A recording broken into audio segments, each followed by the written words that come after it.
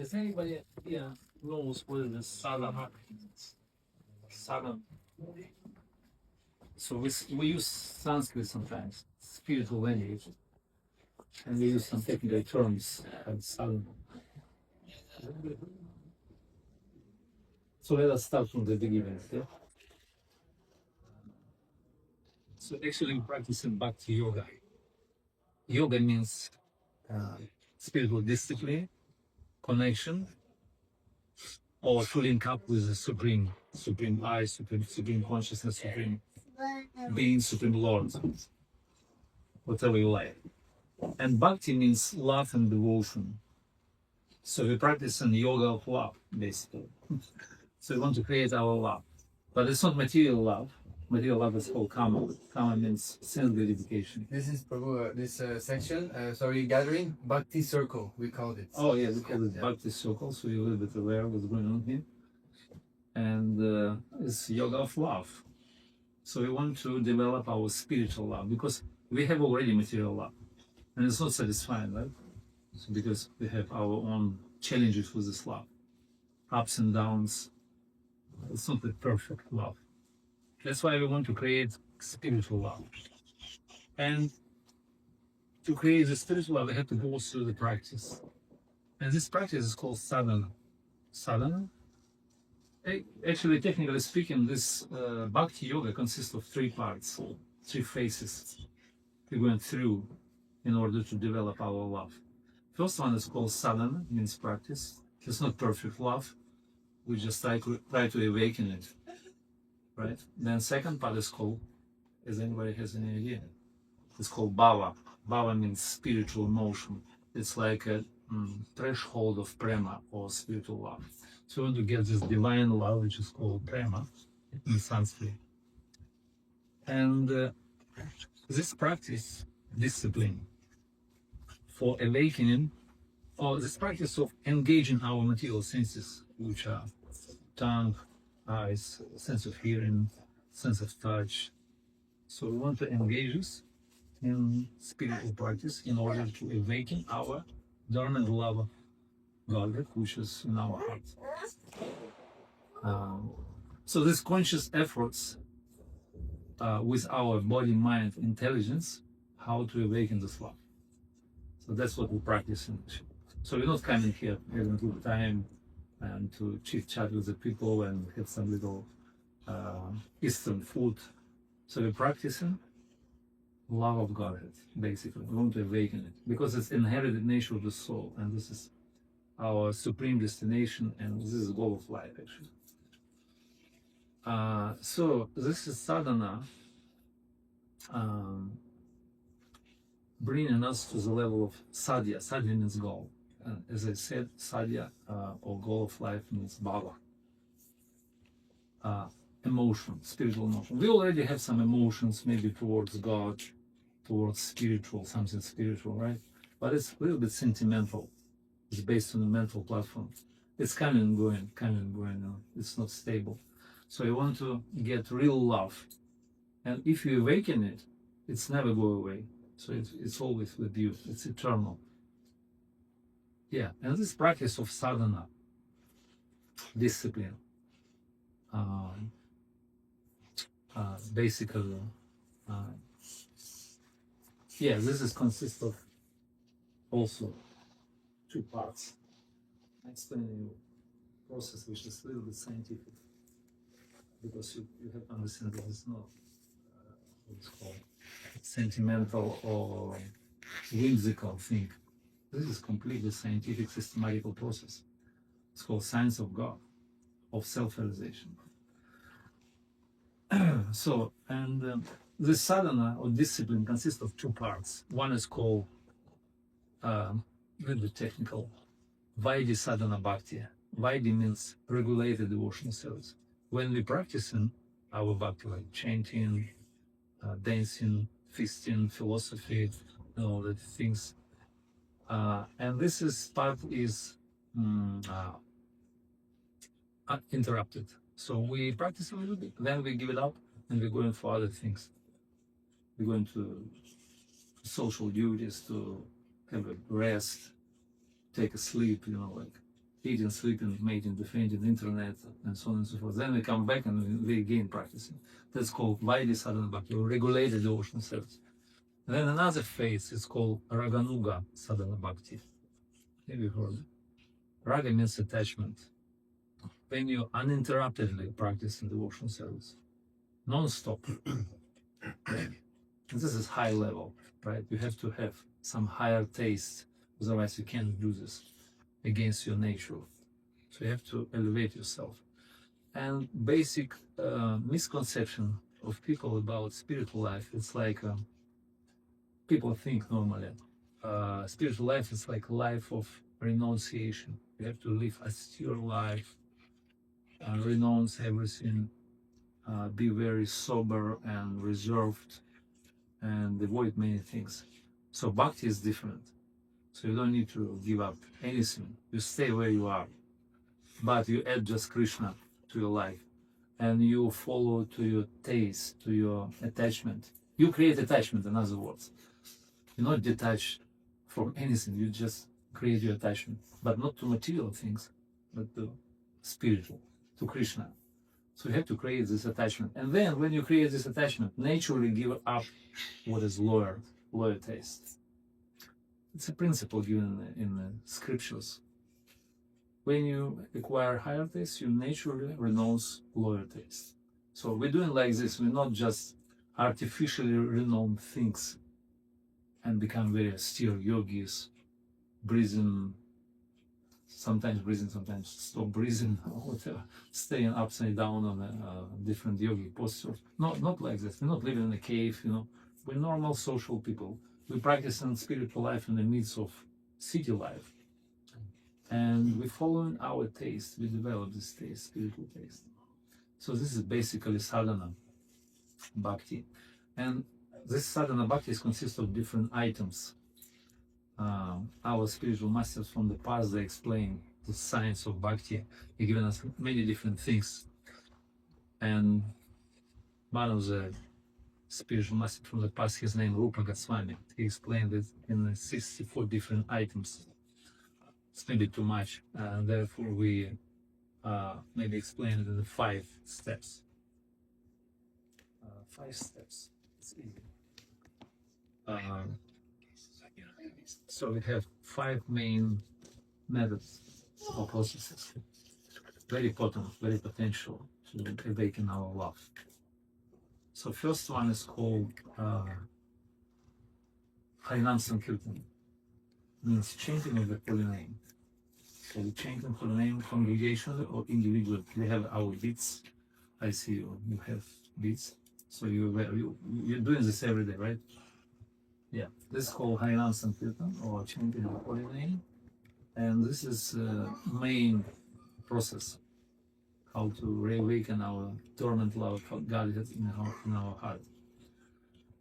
Harinam Sankirtan, then we coming together, we assemble with those people who like-minded, and they're also a little bit more advanced than we are.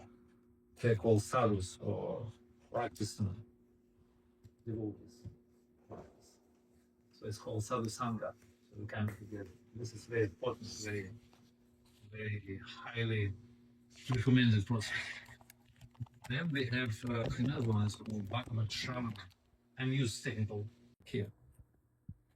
Submitting your documents, and then you become eligible by practicing Bhakti for some time, practicing all the items, and then you become eligible candidates to elevate yourself, to change your body for spiritual, and going there, continue with the practice. So we've done here, we want to do it there for eternity. But because we have material bodies, which are not perfect bodies, you're young, maybe you still full of energy, but then in due course of time, you will feel that it's not a perfect bodies, and it's not really meant for profound, deep spiritual practice. These bodies, but of course, it's human bodies. They're good bodies. Because soul is living in different bodies, but human form of life is meant for spiritual elevation. It's a perfect body. Even divine bodies for the heavenly planets, they don't have this opportunity to practice spiritual life. So we are living here in Kali Yuga, in a materialistic environment, but still we have this opportunity to practice and to develop our spiritual consciousness. And this is very unique and very fortunate situation. So all of you are very fortunate. So you can practice Bhakti, you can practice Sadhana in order to attain Bhava, spiritual, transcendental transformation of your consciousness. I'll give you a definition of Bhava if you want. This is a little bit technical from the yoga text. It is saying, Shuddha sattva vishechat mahaprema svayam shusamya bhag, ruchik hirchit tamasvinyam, sat achirat bhava uchyate. So this is Bhava definition. I will translate for you. When you attain spiritual emotions by practicing this regulative devotional service, Shuddha Sattva or spiritual transcendental energy descends and transforms your consciousness. And you experience, you understand, one of the aspects of this energy is called Sangit, means energy of awareness. You can understand who you are in your spiritual role, your eternal emotions or relationship with God. You understand it. And another aspect, constituent part of this energy is called Hladini Shakti. Hladini means pleasure-giving potency. You will experience bliss, unlimited bliss, and ever-increasing bliss. And this is item of spiritual energy, which is awakening and bringing through the practice. So you're practicing things, maybe not feel like that so far. Maybe you can feel something, right?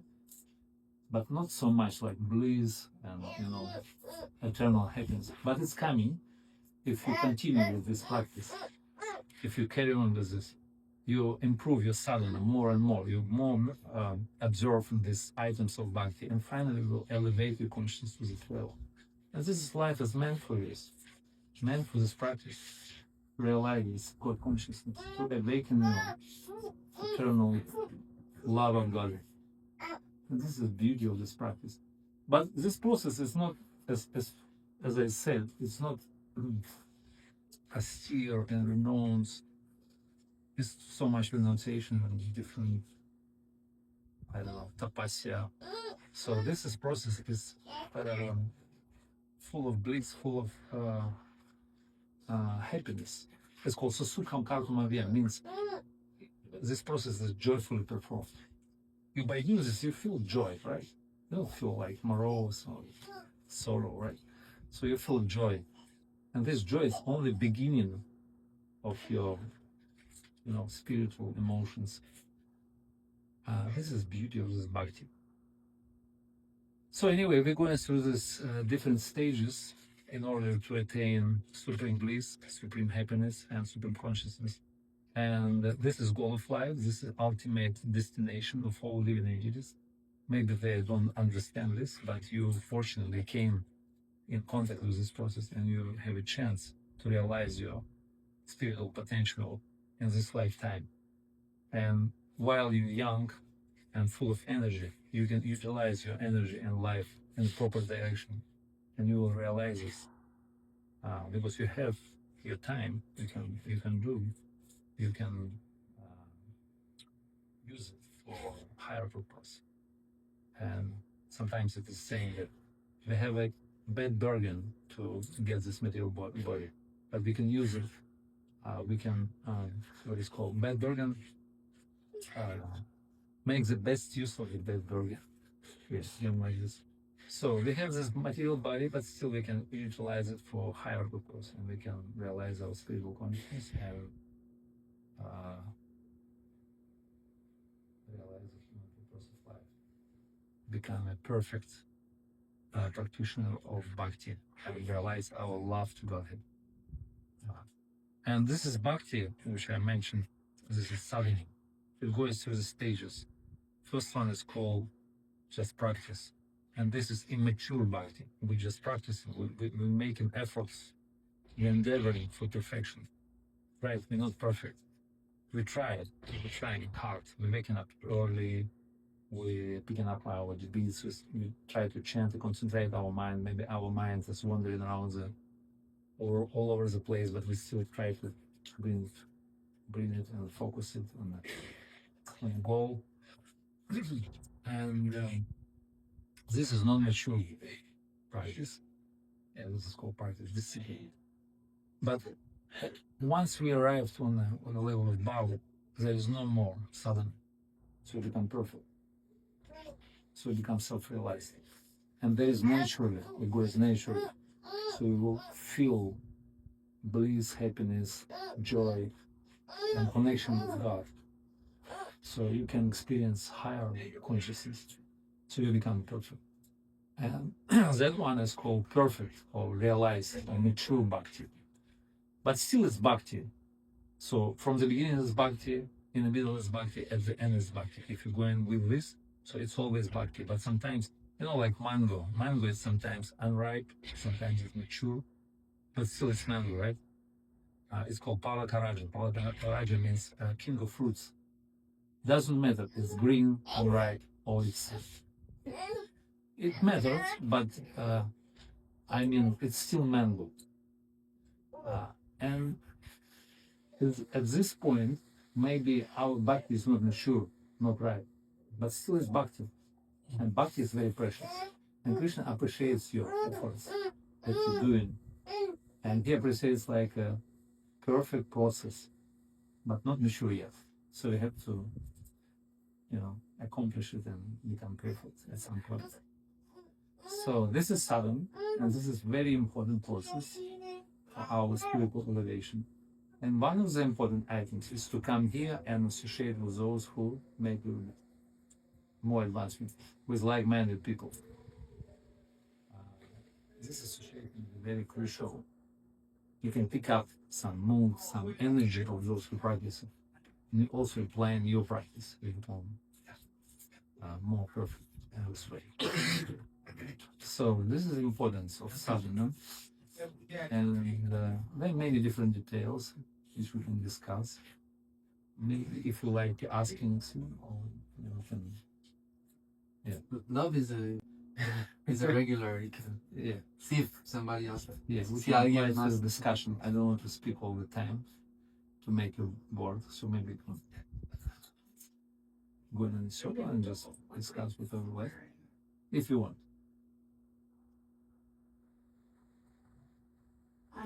Yes, please. Talk at the beginning 3 parts of the process. I missed the last one.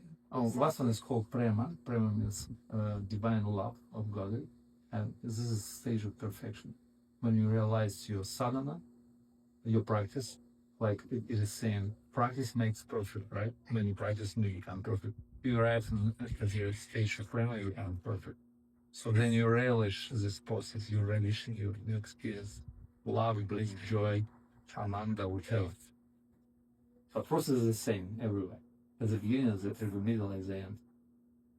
So it means that prema is more than bhava? Bhava, yeah. Bhava means it's like beginning of prema.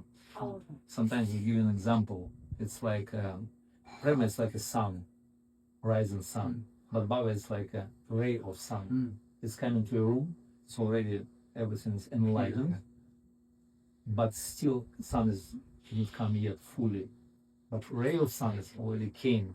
This is called bhava. There's another analogy, yeah. If I can share, but it says like because sometimes bhakti in our previous teacher, the scriptures, is described like a plant, in the heart. And then when plant grows by nurturing, by practice, etc., it grows. And then when flower comes, is bhava. So you get the smell, you get the beauty, and so many things. But then when it's very ripe, it becomes fruit, and then you can eat it. So this is bhava is like a flower, and prema is like fruit, like a fruit of the creeper of bhakti. Yeah. So we planted seed by following this example, this analogy. It's a very nice analogy. We planted the seed of bhakti in the form of our faith, right? We've got a faith in Krishna, in God, in our process. So we have this in our heart. So now we have to cultivate it by watering, by chanting it, by engaging in the process. Shravanadi Jal, it's called Shravanadi Jal. Jal means water, and Shravanadi means hearing, chanting, remembering, all these things. So we're watering our seed of bhakti, and it is growing gradually. It's coming and sprout out, and then first, like you said, flowers, right? There may be some leaves, but then flowers and bhava. So you experience bhava, you experience taste, you experience smell, aroma, coming, fragrance. Yeah, and then fruit, ripe fruit of prema. You can relish it, you can enjoy it. So it's become mature and fully ripe. Yeah. Can we mistake something else for bhava? Oh yeah, definitely. Yes, this is a good one there. So sometimes, because in our heart, so many things are growing, because we live in the material world long time, we planted many seeds in our heart. And bhakti just very, how to say, it's very weak. So we just planted it recently. It's very weak. And when we're watering, this atmosphere is very favorable environment.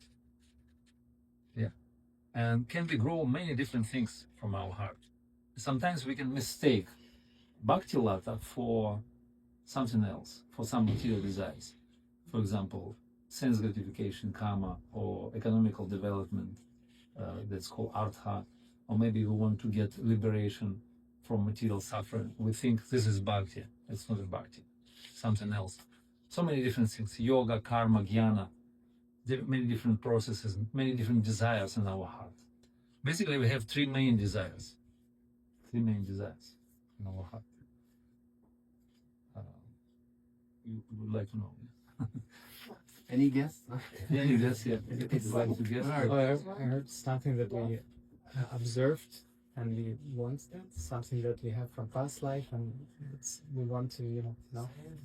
Something warm, close, but I can give you exactly. She had something. You know? I just said one of those might be love. Love.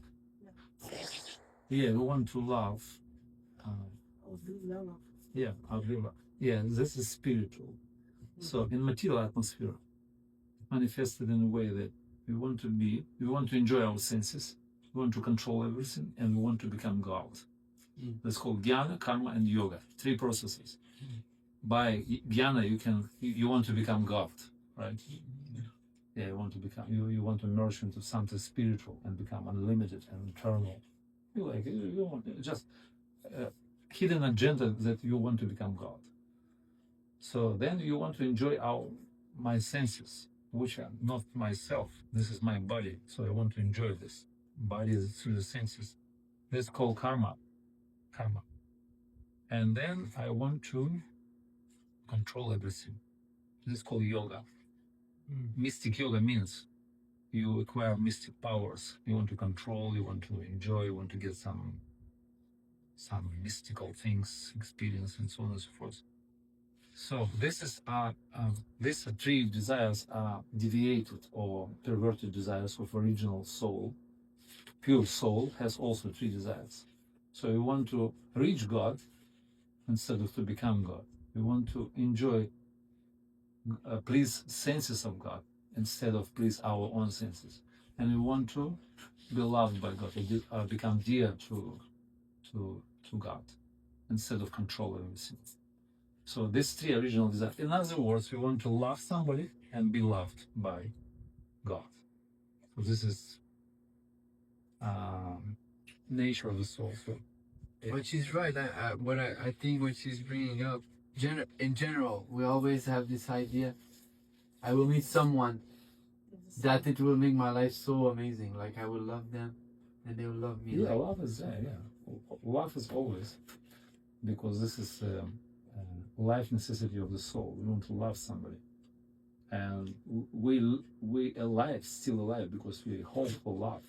Or maybe we love somebody, or somebody loves us. That's why we're still alive. because it's life of the soul to love somebody. If we don't love anyone, anybody, we don't have love in our life. That's become like, like dead corpse. We're just eating, sleeping, mating, defending.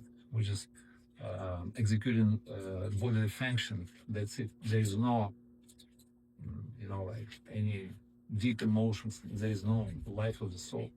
So you want to love somebody, you want to be loved. But in material realm, it doesn't realize.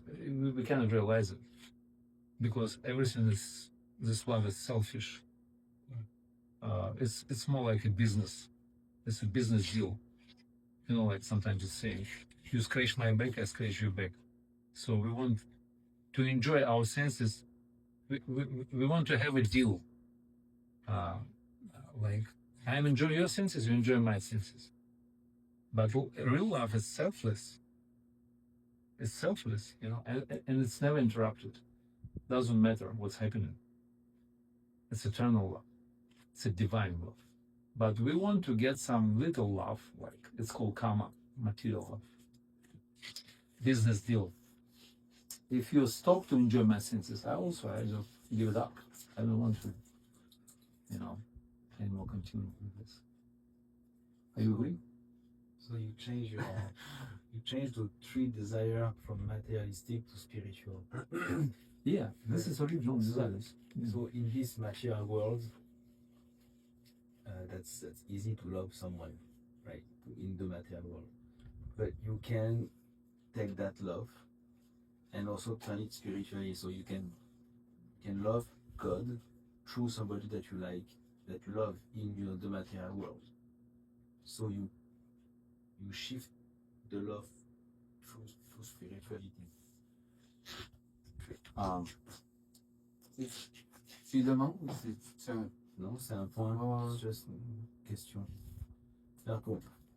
Parle en français? Non. So, You can translate properly. Tu peux me dire en français si c'est plus clair? là, à partir de la personne que tu es dans le monde matérialistique, tu peux te rediriger cet amour vers Dieu. Tu vois ce que je veux dire? So he's saying that if you love someone, materially speaking, you can redirect that love to God. Something like that. So we have this reflection of this original divine love. So we have love, friendship, society, we have different relationships. But these all relationships are like reflection from this original tendency of the soul to love God in different flavors. Like sometimes we can develop our relationship with God like friendship or paternal relationship or conjugal relationship. So there are different flavors with the love of God, because God is a sensual living being, supreme living being. He has senses. He wants to reciprocate with us. But in the matter to reciprocate with God, we have to elevate our consciousness from the modes of nature, living modes of nature, material qualities. It's called ignorance, passion, and goodness. So we have to elevate up to the level of Shuddha, Sattva, it's called a spiritual being, spiritual atmosphere. This process of elevation, then we can come into contact with God and we experience unlimited, divine, uninterrupted, and selfless love without any remuneration, any return. So we just, we love and we experience bliss out of it. And nobody pay you, nobody, just naturally. And this is spiritual. So we cannot experience here this love.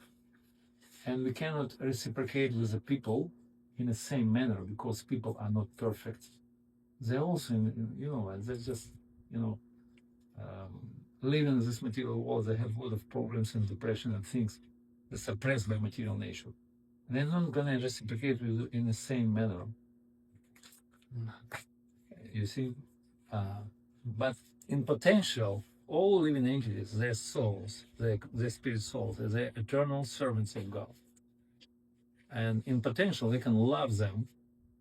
You can love them. But you cannot love them without God. Yeah. So God has to be in the middle.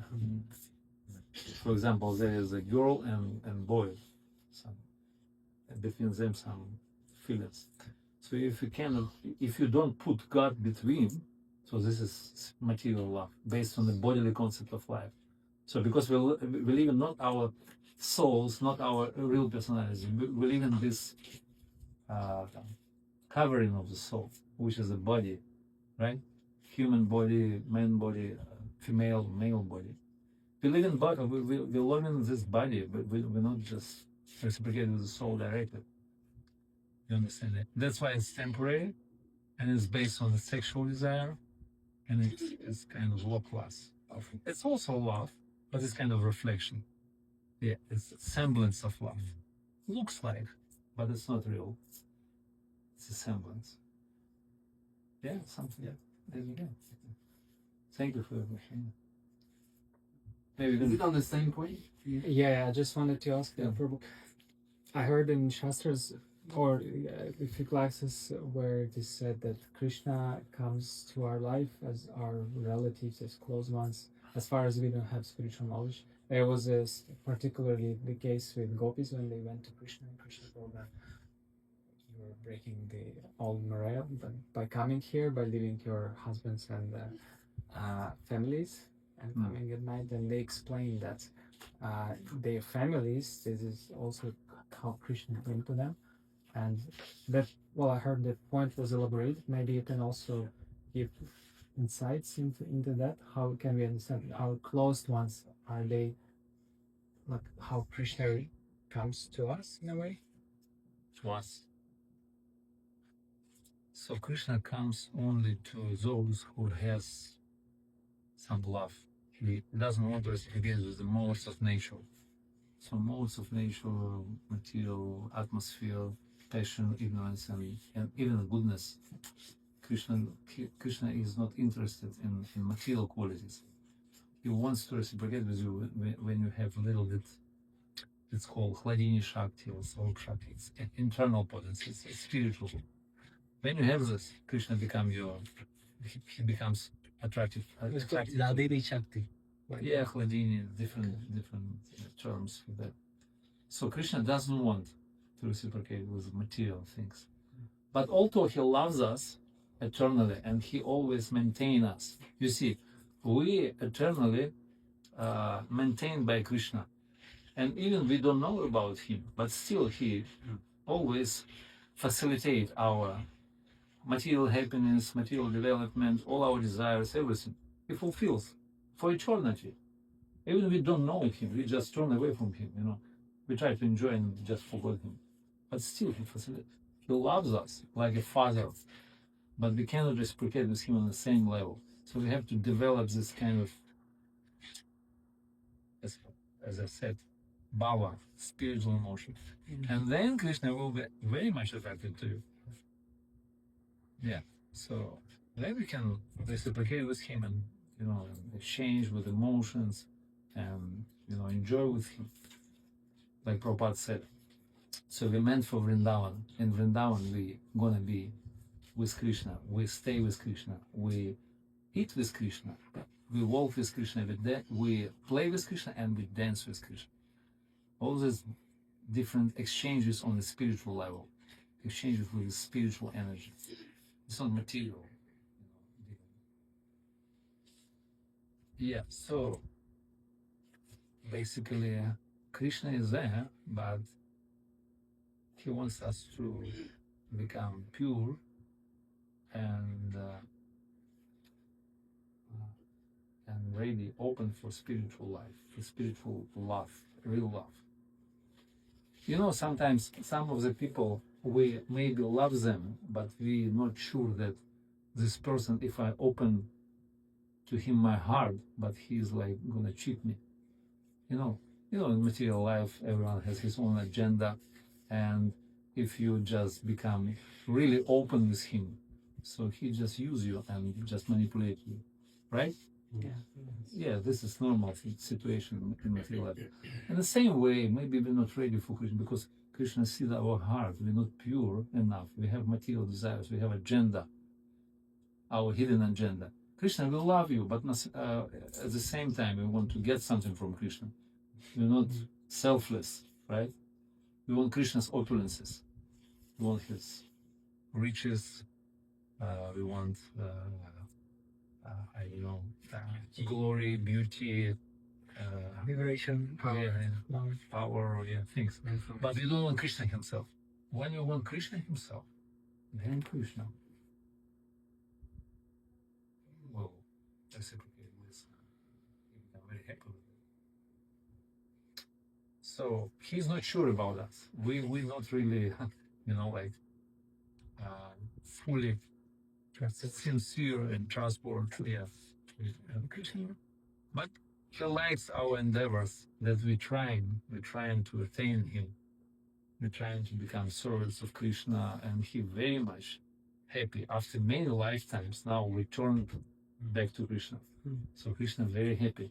So he facilitates our development, our spiritual part, helping us remove some obstacles and send some people, those who can, uplift our consciousness, give us some advice,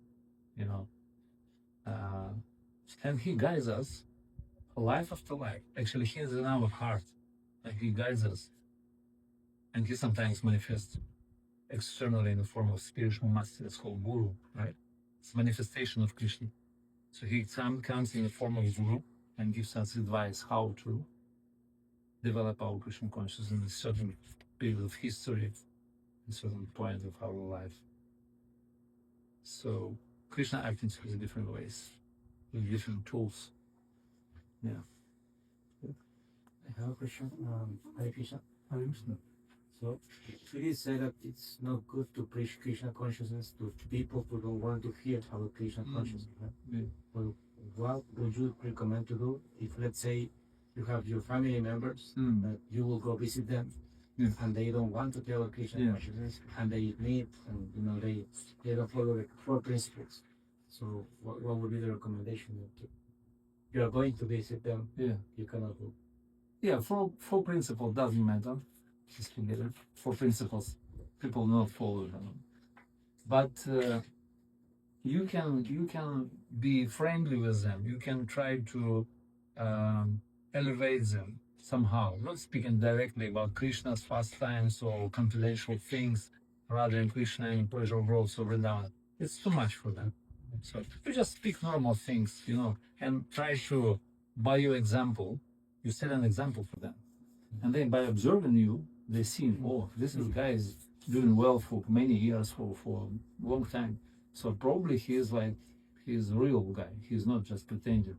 So they're picking up from you, or they become more open for you and become more friendly, and then you can inject a little bit more. So you have to be clever, you have to be intelligent to inject a little Krishna consciousness, but not too much. Otherwise, it's going to be, it's going to be overboard, and they just, turn away from this. So we have to be very careful with this. This is not for, for general public. We keep some confidential stuff for inner circle. We're not speaking more. We're preaching all the time, but we have to use intelligence. Buddhi yoga, first of all, then bhakti. Tadami buddhi yogam tam, it's saying. So, first of all, we connect. Become conscious, then Krishna conscious. Yeah, first of all, we have to become conscious, not intuition conscious. Yeah, we try, we just use our intelligence how to gradually bring people to Krishna consciousness, elevate them their consciousness, uplift them a little bit, make them more happy in the life. And this is way how to, somehow. Is it okay? Yeah, sometimes you're preaching too much.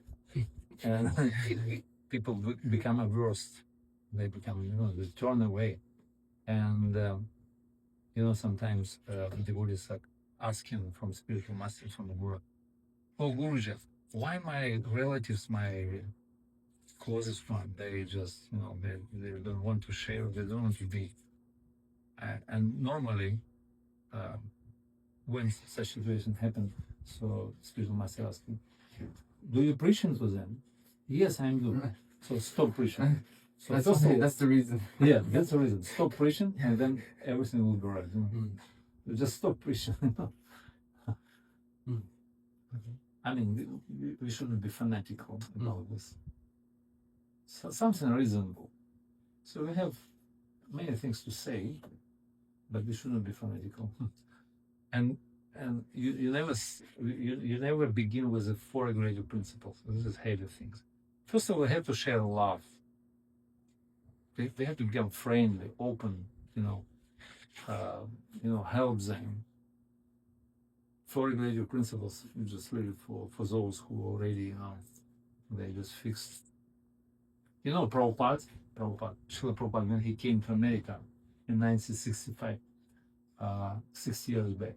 So he came to America and he... 60 years was this week, actually. That are... It was on the 13th of September. He arrived in Boston, 1965. You know a little bit, Prabhupada? Yeah, I was... So last week was 60 years that he put his feet on... It was anniversary.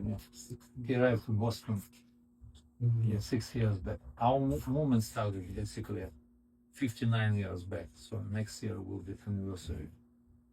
So the product of that arrival. So now we have the opportunity to practice spiritual life. So when he came and some hippies, surrounded him, a few sincere souls, and he injected Krishna consciousness. He gave them some kind of spiritual understanding, and he gave them love. First of all, he gave them love. He gave them love, good relationship. He was cooking for them. He was chanting Hare Krishna for them. He never asked anything. And after a while, when they become more mature, more sincere, they ask, "Oh, Prabhupada, maybe we can do something for you." So, and then they become more open. And at some point, they ask him for initiation. They want to, become fully dedicated to this tradition. And Prabhupada said, "Okay, no problem. So let us do it properly." So he organized a ceremony for initiation. And next day he said, "Now we have to follow four regulative principles." Next day, not before. You didn't tell them, he wrote in a paper. Where the fourth thing? The fourth. Oh, for things. Yeah, it's a little bit heavy, maybe for... Next class. Next year. Yeah, but we're not forced. So 4 things to follow. No meat eating, no any, what is called, violent food, fish, eggs, and meat. This is a little bit easy because we have Prasad, we have very nice Substitute. Yeah, substitute alternative. So no intoxication, not any drugs, intoxication, cigarettes, whatever, nicotine, nothing. Then no gambling, no any casino, PlayStation, game mania, whatever. We just have to do that. And last one is most heaviest.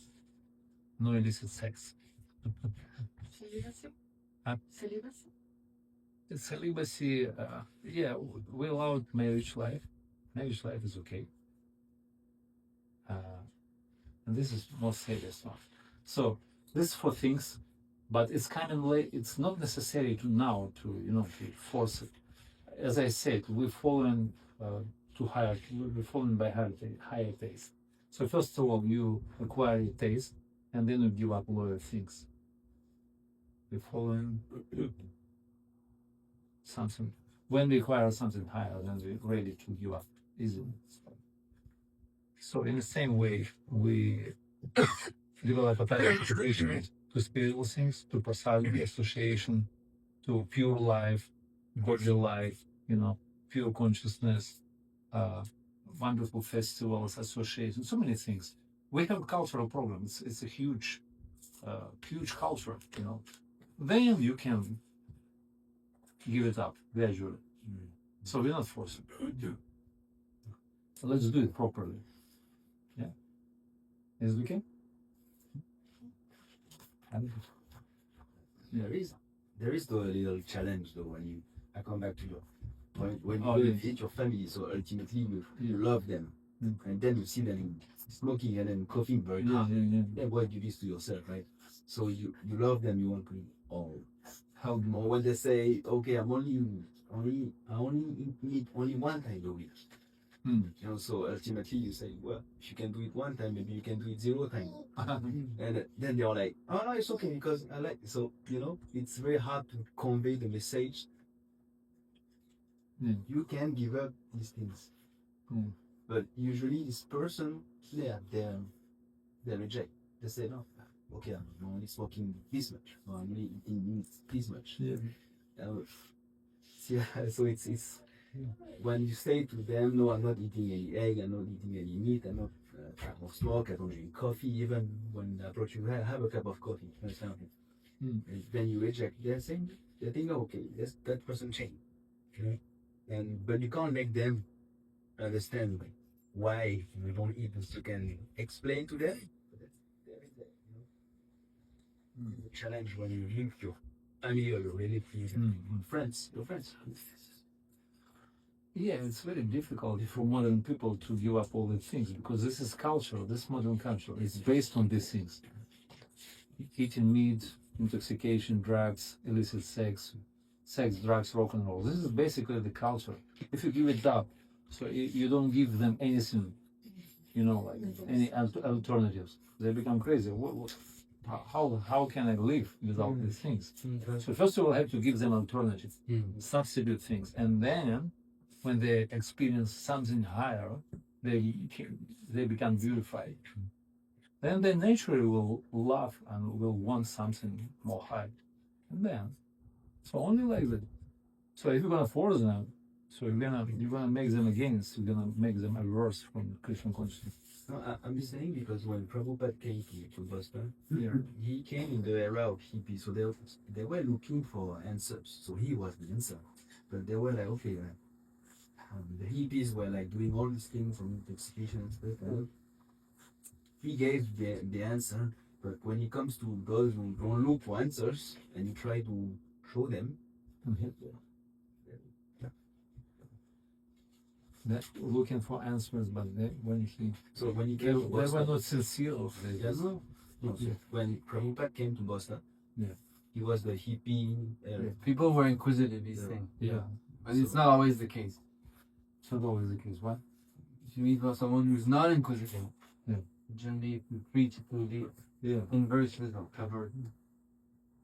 opposite result. Yeah, there are different types of people. See, if you bring up some analogy, some of the people they call wet grass. Wet grass means you just throw some spark of fire. It doesn't flame. So then semi-dry grass, and then dry grass. So you have to look what kind of people are there. If they're ready to plant some seeds, to throw some spark of Krishna consciousness, spark of spiritual fire. If you're gonna throw it in the wet grass, it's gonna die, and there is no any use to spend some time, you just try to help them, give them prasadam maybe, inspire them to chant sometimes Hare Krishna when they meet you. Make them hear him. Yeah, something like that, whatever. Now, it's very prominent nowadays to come to yoga studio to do some yoga, to get some little prasadam and to chant a little bit. So people open for that, those who more or less like semi-dry grass. Yeah. But dry grass, very rare people, those who ready, you just, just plant the seed, they immediately assimilate it and they become fully open for that. Yeah, I mean, it's a good analogy. We have to look what kind of people are there. Give them a little injection of Krishna consciousness. I just wanted to share that 10 years ago, I was in the ashram up north here. You were in what? In the ashram. And somebody told me, I think that you should give up alcohol. Shivananda? Yeah. Shivananda, yeah. Actually, Montreal, Quebec, there's the world headquarters of Shivananda. It's like a 1 hour, 2 hour drive from here. Okay, 1 hour. Or But the thing is, like, this person that he was already in the spiritual life, he said, I think that you should give up alcohol. And when he said that, I was like, how can I do that? Like, my dad showed me love when he's wrong. So for me, it's like my way of connection with my dad. So I couldn't imagine myself being connected. Just an example with my dad. He's opened up more when he's drunk. In a way, in a good way, actually. And even better than when he's sober. When he's sober, he's very rude and he doesn't say anything nice. When he's drunk, he's the lover person, you know? And for me, it was impossible to think about living the Sadhana just because of that. Definitely. So yeah, this corrupted mentality of materialistic culture. So we live in like this, and we just already, get used to live like this, and completely change our paradigm. Just we have to give up all these things. What are I gonna do? Oh my God, what's the life without all these things? This all my joy, all my happiness, all my love, right? It's like it was some story from the past when before Prabhupada, some other spiritual master came to England, to UK, and then he started to give classes, philosophical discussions, and some lord, English lord, came. He was very intellectual, and he asked him, "Oh, Guruji, can you make me Brahmana? Can you make me? Can you, make me Brahmana? Brahman means like a priest, like a very highly intellectual and spiritual person. Can you make me Brahmin?" He said, "No problem, I can do it. I can make you Brahmana. You have to give up all these things. Four. No illicit sex, no meat eating, no gambling, no intoxication." He said, "Impossible. This is all my life. I cannot give up. This is impossible." You see. Yeah, people are living like this. This is culture, this modern culture. So some steps, it's a big gap between modern culture and spiritual life, or even beginning of spiritual, because it's not really a spiritual life, it's a human life. It's a big gap. So we have some stepping stones, some bridge preaching, let's say. We have to gradually uplift people to this level. Yeah, but what to do? So we have to make an effort, because if you want to make progress in spiritual Austerities, all of these. austerities, yeah, but not really endeavor for austerities. We're just developing higher taste. Okay. So Prabhupada never insists for these things. Srila Prabhupada, he never forced people to follow his regulated principles. The fundamental, I guess, question for beginners is avoiding suffering the main reason we want to practice spirituality? Or what's the main reason we would want to practice spirituality? Yes, a good question. So, to avoid suffering, right? Some of the reasons to give up, to become more happy. And this is a good reason, because there are four reasons those people who turn towards God, people those who address the Lord, there are four types of people. One is called those who in distress, right? Looking for relief in material life. Another one is those who are looking for wealth. Another one, the inquisitive people. They want to get something, higher knowledge or whatever. And last one, they call those who are looking for truth in their life, absolute truth. Yeah, this is very rare category. So there are 40 categories of people. Some of them, they're suffering. And most of the people in Kali Yuga, they're suffering. And this is main reason to turn towards God. And this is okay. It's a beginning. It's not an ultimate purpose, but beginning is good. So when you suffer and you come to the church, to the mosque or to the temple, and you pray to God, please give me relief, give me shelter. So liberate me from this kind of condition of life. And this is very good. This is a good beginning. It's not spiritual life, but it's good motivation. There's four motivations, four different categories of people, those who approach Lord. So when you're religious, it means that you're at the beginning. When you're Christian, when you're Muslim, you're at the beginning. Yeah. It's like, Yes. Pakrita Bhakta. Krita Bhakta. He's also a Bhakta. Related with that, because you said before that God is in the heart. Yeah. So if God is in the heart, and we can try to connect with Him without the necessity to go to church or temple. So what's the the advantage, or what's the Point to come to yeah spiritual institution. yeah Yes, God is in the heart, but you have to be very advanced to connect with God in your heart.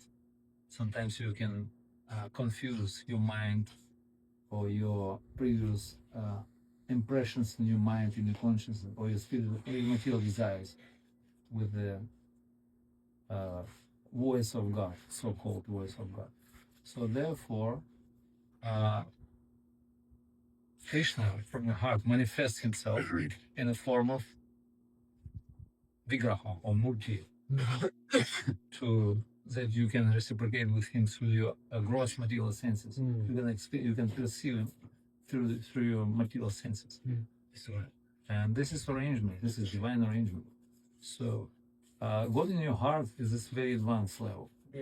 So, God in your heart manifests himself through the spiritual master and through the form in material elements. Then you can see God, you can reciprocate. You can even reciprocate with him through the active principle, like spiritual master Guru. He is a, via media, he is a representative of God from your heart.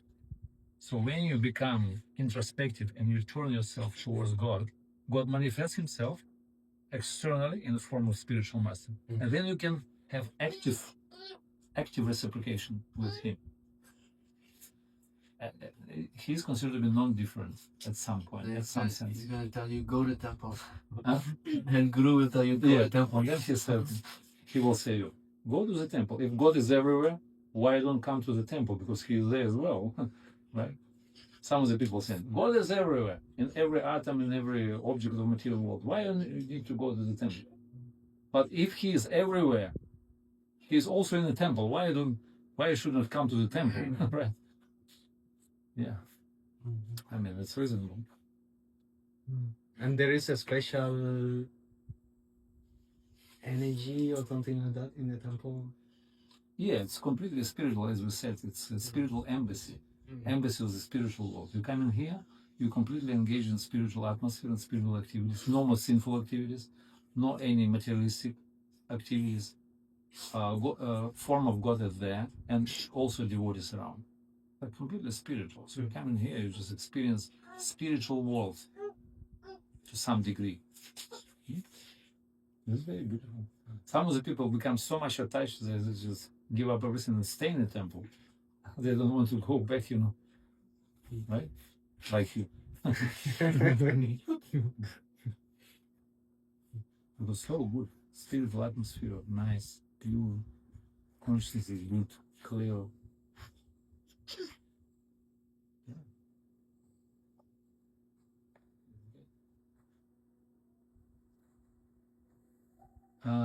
Thank you so much. Maybe any other comments, questions, or any other topics to bring up, and we can discuss any burden or emergency. Sorry.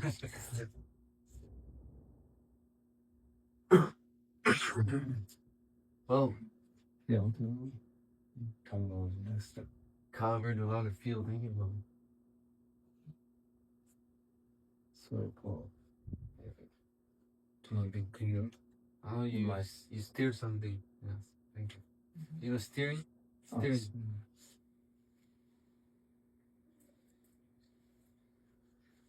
Thank you very much. Thank you very much for allowing me to say so. So, that was like, I'm not sure what I can add after you spoke. So I can tell what I feel that you got is like Prabhupada said boiling milk. So I feel like you have boiled your milk a lot, and that's very consistent. I think in 20 minutes you said the thing I would hear over a few hours usually, and I felt it was coming from your heart. So, thanks for like lending yourself, and I think we got a lot to think about, meditate, and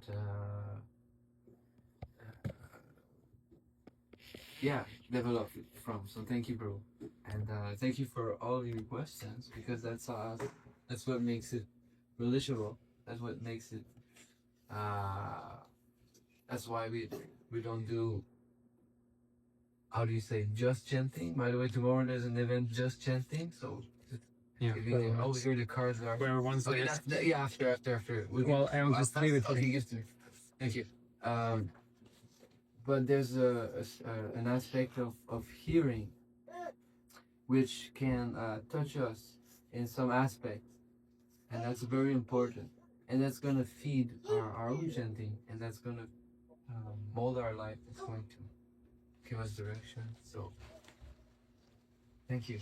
And then, so the next phase, we stretched a little bit for the talking, so I think we can leave the Java for next time. Yeah. Yeah, it's getting our time for dinner. So before we proceed, ¿puede Prabhu empezar a transferir? Porque está todo en la entrada. Pero todo en la cocina. Esta es la bocina. Pienso que debe ser Okay. en la entrada, como en la... En la entrada de la bocina.